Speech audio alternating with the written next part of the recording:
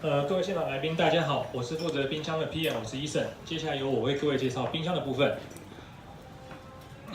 惠而浦从1947年以来开始推出第一台冷冻柜，对开门冰箱到下冷冻冰箱，整整有70多年的时间都在开发冰箱，所以惠而浦在冰箱的方面的技术呢，绝对是领先的。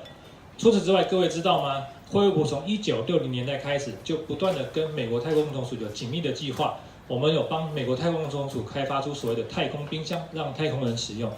我们都知道，阿姆斯壮登陆月球，他所使用的冰箱呢，正是惠而浦品牌冰箱。所以说呢，第一个上太空冰箱是谁呢？是惠而浦。放眼今后的那个冰箱趋势，首先就是更大容量、更节能、更保鲜、更美观的部分。那惠而浦针对这些呢，有下面的一些措施给各位。首先呢是能效的部分。台湾政府在2018年已经推出了新的能耗标准。那新的能耗跟旧的能耗比较是如何呢？旧的1级能耗呢，只相当到新的能耗的4级。惠而浦的冰箱呢，在现在呢，已经能够达到新的2018标准的1级能耗，所以技术绝对是不会落于人后的。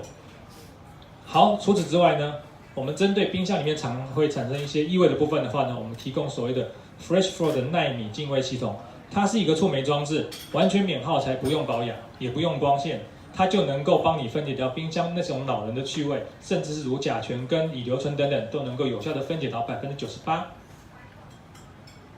除此之外呢，我们都知道冰箱主要在保鲜，我们有提供一个光合作用保鲜室，我们在冰箱里面模拟太阳光的照射，让植物持续行光合作用，进而保持的它刚摘下来那种新鲜的口感。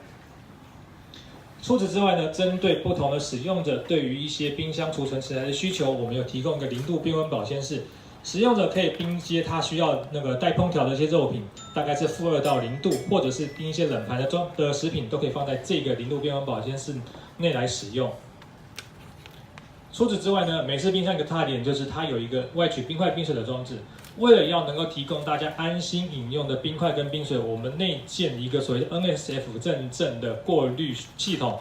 它不但能够去除恼人的氯味，还能够去除一些令人担忧的所谓的一些铅啊、镉啊、重金属甚至杀虫剂等等，都能够被它所过滤掉，所以使用者能够安心的饮用我们的那个外取冰块冰水机器所生产出来的水跟冰块。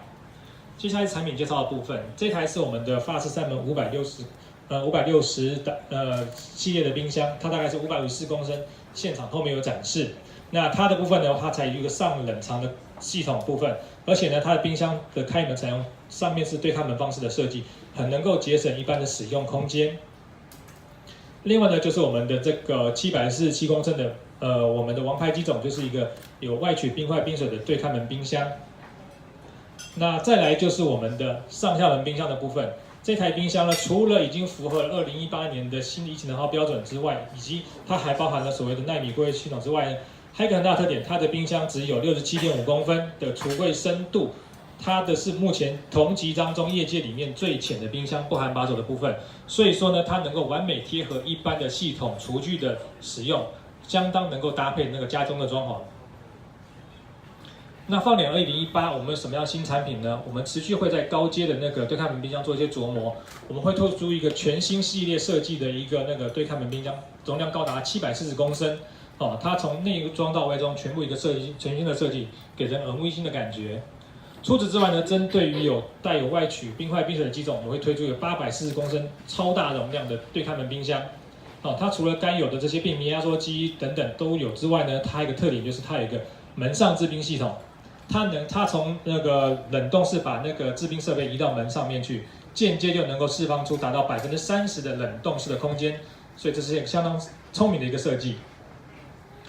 好，那在2018年，我们一样会有上下门、对开门、法式三门跟大容量的冰箱，让我们产品线更能够贴近市场的需求。以上就是冰箱的部分。